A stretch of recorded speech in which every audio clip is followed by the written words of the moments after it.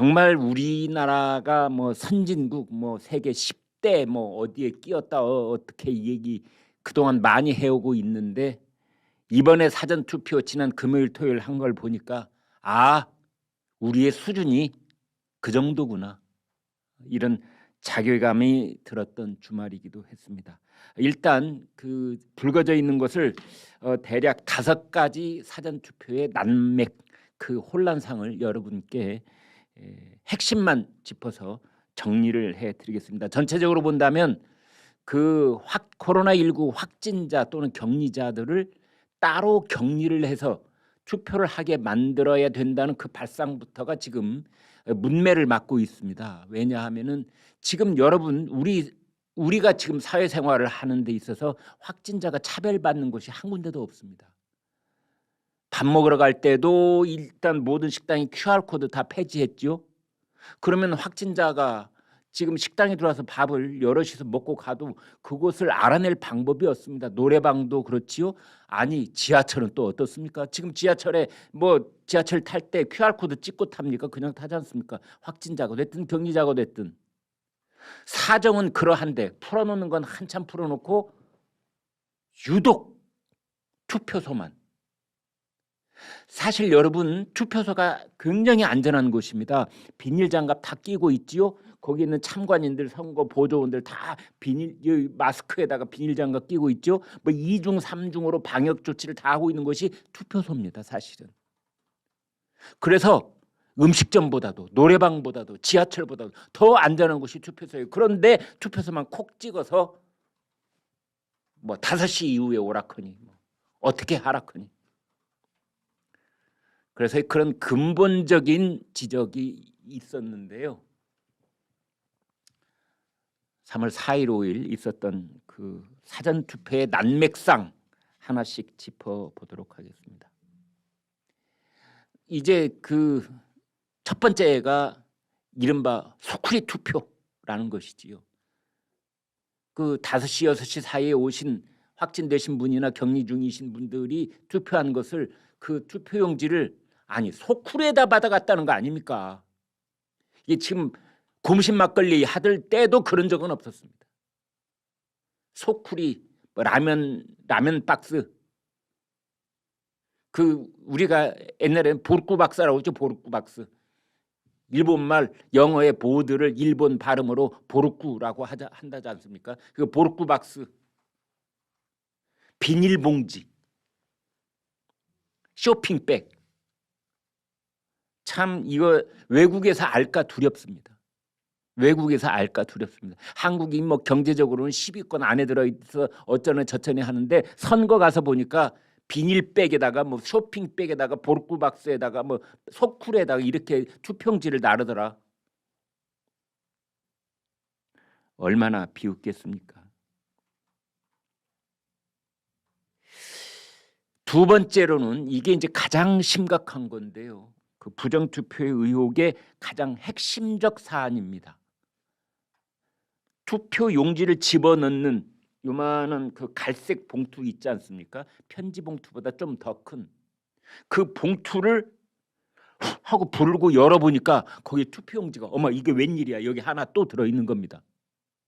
그래 뭐 사람이 하는 일이니까 선거 보조원이 여기다가 투표 용지도 하나 집어넣을 수 있겠거니 이렇게 생각을 할 수도 있지 않습니까? 그런데 그렇게 용서를 해주려면 그 안에 들어있는 투표용지가 깨끗한 투표용지가 됩니다. 아무도 도장을 안 찍은. 그런데 딱 빼서 보니까 1번 이재명이 도장이 꽉 찍혀 있는 겁니다. 그러면 현장에서 이런 일을 당한 유권자는 얼마나 황당하고 화가 치밀고 뭐 분해서 어쩔 줄을 몰라 하겠습니까? 이게 도대체 무슨 일인가? 아니 투표용지를 넣어가지고 다른 사람 볼세라 이렇게 탁 넣게 돼 있는 그 투표용지를 보니까 자기는 아직 기표도 하기 전인데 1번 이재명이 찍힌 기표용지가 나온 겁니다. 서울에서 부산에서 대구에서 뭐 어디에서 뭐 이게 전국적으로 12건. 그러면은 이게 지금 발각되고 뭐 신고가 들어온 것만 12건이라면 이게 다일까요? 이거 빙산의 일각에 불과한 거 아닙니까? 이런 의혹 제기가 가능한 겁니다. 세 번째, 이제 그렇게 해서 투표를 하신 분들이 어찌됐든 그걸 이제 수거를 해 가는데 선거보조원 한 명이 그걸 수거해 가는 겁니다. 여러분 이렇게 보시면 됩니다. 투표소에서 투표용지가 왔다 갔다 할 때는 반드시 참관인이 있어야 되는 겁니다. 어떤 투표용지가 됐든 투표용지가 A라는 장소에서 B라는 장소로 이동을 할 때는 옆에 참관인이 있어야 됩니다. 임시 기표소를 어디에 만들었든 그 임시 기표소에서 투표함까지 이동을 할 때는 그게 5m가 됐든 50m가 됐든 그때는 반드시 참관인이 동행을 해야 되는 겁니다. 투표용지가 움직이면 곁에는 반드시 참관인이 있어야 되는데 알고 보니 없었다는 거 아닙니까? 그러면 그 이동을 하는 사이에 무슨 짓을 했는지 누가 알겠습니까? 네 번째, 확진자나 격리자는 일단 몸이 좀 불편하신 분들이겠죠. 열도 나고 뭐 이럴 수가 있습니다. 기침도 나고. 근데 임시 기표소를 가 보니 창고에다가 난방도 되지 않는 창고에다가 임시 기표소를 만들어 놓고 난방이 전혀 안 되는 뭐 지하 주차장에다 만들어 놓고 어디는 보니까 시장통에도 만들어져 있더군요. 이 정신이 있는 사람들입니까? 없는 사람들입니까? 대한민국의 중앙선거관리위원회 여기 기능 되고 있습니까 지금? 아니 잠시 확진이 되신 분들 그분들은 대한민국 국민 아닙니까? 그분들은 주차장에서 하고 뭐 창고에서 투표해야 되는 겁니까? 이런 발상을 최초로 했다는 것 자체가 정말 너무도 경악스러울 따름인 것입니다.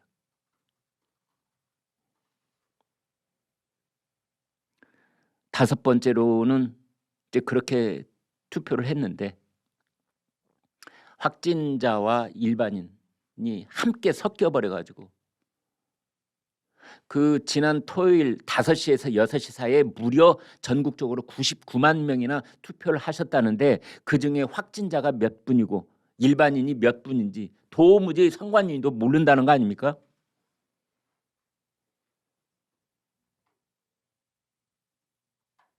어젯밤인가요? 그젯밤인가요? 이제 야당 의원들이 중앙선거관리위원회 가가지고 뭐 따지고 뭐 그랬는데 거기에 뭐 사무총장이라는 이가 나중에 그 SNS 글 올린 걸 보니까 그랬답니다. 일부 유권자들이 난동을 부리는 바람에 그런 혼선이 빚어졌다. 난동이라는 말을 썼답니다. 이게 말이 됩니까? 아니 봉투에 나는 투표도 하기 전인데 1번에 도장이 찍힌 기표용지가 나왔는데 그걸 항의하고 따지는 것이 난동입니까? 지금 중앙선거관리위원회에 있는 간부들은 그런 생각 가지고 있는 사람들입니까?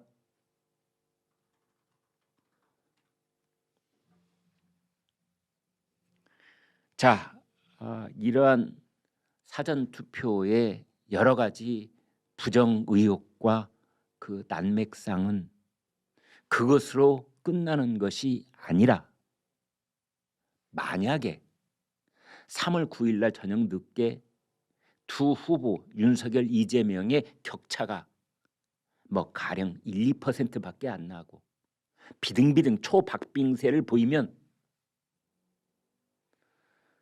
3월 4일, 5일 있었던 사전투표의 그 혼란상은 어느 쪽이 지든 그 지는 쪽은 그 결과에 승복할 수가 없게 되는 겁니다. 대선 불복의 빌미를 이미 주고 말았습니다. 누가? 중앙선거관리위원회가. 중앙선거관리위원회는 누가 임명하죠? 그렇습니다. 대통령이 임명합니다.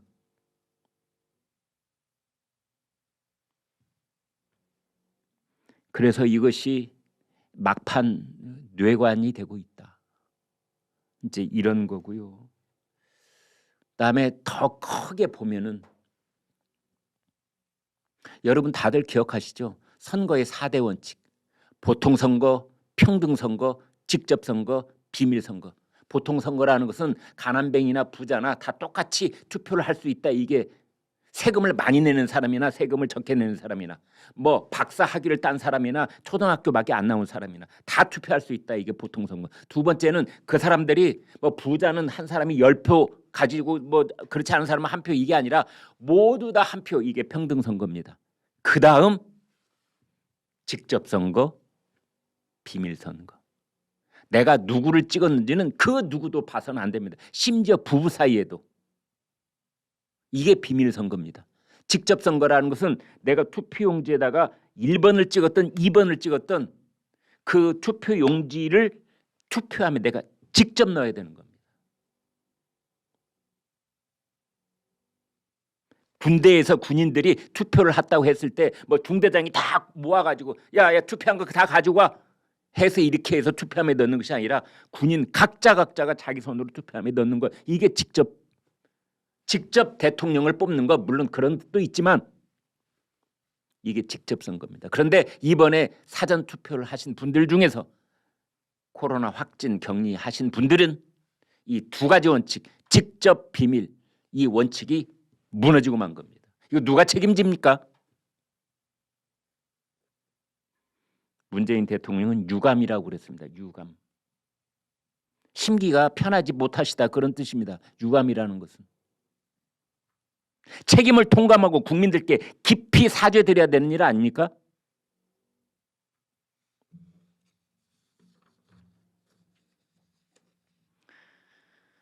누구는 그러더군요. 이렇게 박빙승부로 가다가 사전투표 이 혼란을 제대로 해명하지 못하고 그 수습하는 조치가 없으면 내란이 일어날지도 모른다.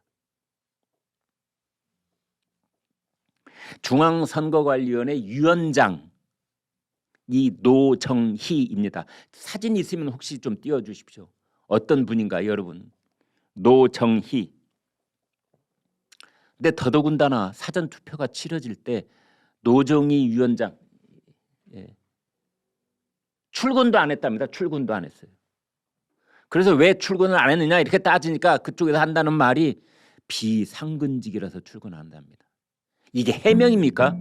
지금 우리 선관위 정신머리가 어디가 있습니까? 그래 365일 중에 300일은 비상근이라서 안 나온다고 치자. 그러나 꼭 나와야 되는 일, 이건 투표일 아닙니까?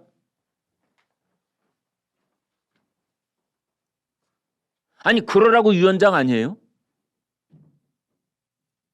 비상근은 365일 5년 동안 한 번도 안 나와야 된다. 그런 뜻이 아니고 필요에 따라서 어떤 날은 반드시 출근을 하고 어떤 날은 안 나와도 되고 그게 비상근이고 중앙선거관리위원회 위원장은 투표가 있는 날 이날은 천하 없는 일이 있어도 자기 사무실에 나와 있어야 되는 거 아닌지요. 그런데 비상근이라서 안 나왔다고요?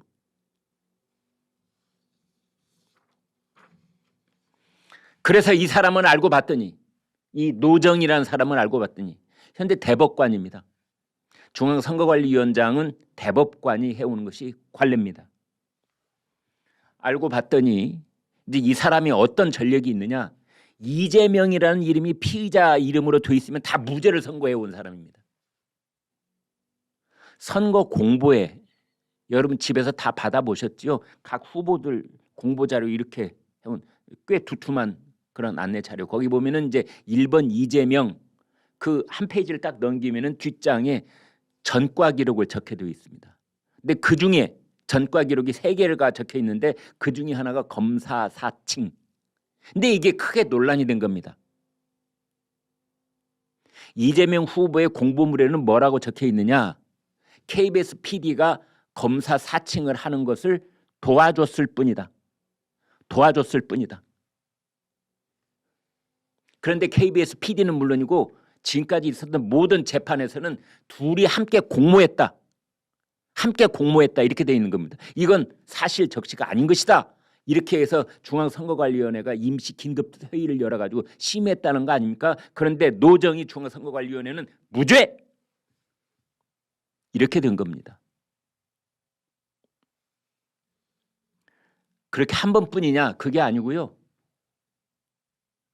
이재명 후보의 정치적 생명이 백척한두에 달려있었던 일, 공직선거법 위반, 허위사실 유포, KBS TV 토론 중에 거짓말한 거 이게 이제 재판이 계속됐었는데 그게 대법원까지 올라온 거 아닙니까? 그 이전에 이 고등법원에서는 300만 원 벌금, 300만 원 벌금이 확정이 되면은 경기지사도 옷을 벗어야 되고 대통령 후보는 꿈도 못 꾸게 되는 그냥 정치적으로 매장이 되는 그런 것이 대법원에 올라와 있었습니다. 그 공직선거법 위반 사건의 주심 판사가 바로 이 노정희 중앙선거관리위원장. 우리법 연구회 출신.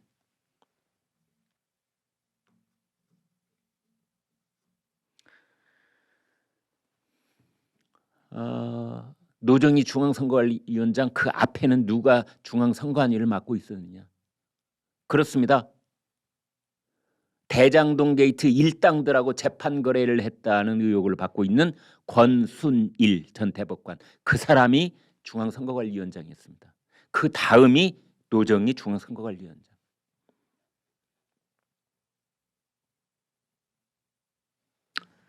예, 중앙선거관리위원회에 대해서 여기까지만 얘기를 하겠습니다. 지금 여야 각 당이 이 문제 때문에 격앙돼 있는데요. 김기현 국민의힘 원내대표 이렇게 말했습니다. 이토록 허술하고 준비되지 못한 선관위를 더 이상 신뢰할 수 없다. 이준석 국민의힘 대표는 책임질 인사에 즉각적인 거취 표명이 있어야 할 것이다. 노정희 중앙선거관리위원장 물러나라 이런 뜻입니다. 권영세 국민의힘 선거대책본부장 안심하고 투표해도 된다는 중앙선관위의 말은 물거품이 되고 말았다. 윤석열 후보도 이렇게 말했습니다. 이것은 국민의힘 지지자 중 부정선거 의혹을 제기하는 보수층을 분열시키기 위한 작전이다.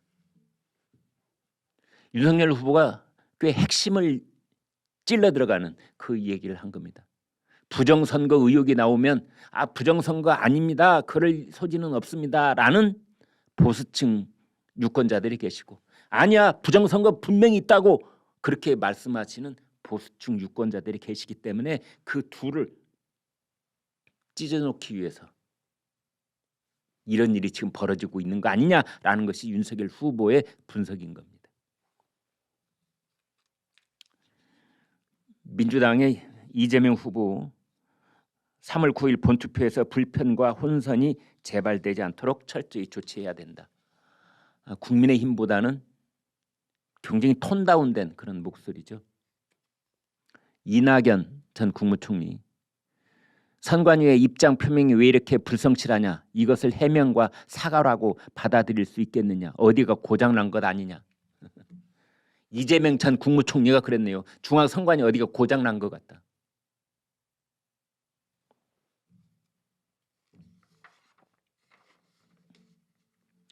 오늘 아침 10시부터 중앙선거관리위원회가 아마 긴급회의를 열고 있었던 것 같아요. 그 회의도 왜 어제 안 하고 오늘 하는지 모르겠지만 아무튼 거기서 이제 그 3월 9일 본투표 때는 임시 기표소를 뭐 확진자 격리자한테 따로 만들지 않고 그냥 다 함께 투표할 수 있게 하자는 쪽으로 지금 얘기가 모아지고 있다고 하는데요. 속보 나오면 전해드리겠습니다. 김 선배, 우리 개표 방송 어떻게 하죠? 내가 조선일보에 온 지 37년이 됐다. 어떻게 해서 여기까지 왔느냐? 독자들 무서운 줄 알고 정론 직필하고 찌라시같이 헛소리하는 애들 다 제꼈다. 그리고 우리나라에서 이 정치평론은 내가 최고라는 거.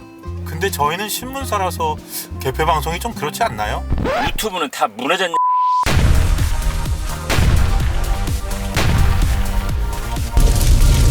TV는 아무거나 보셔도 됩니다. 그러나 유튜브는 조선일보.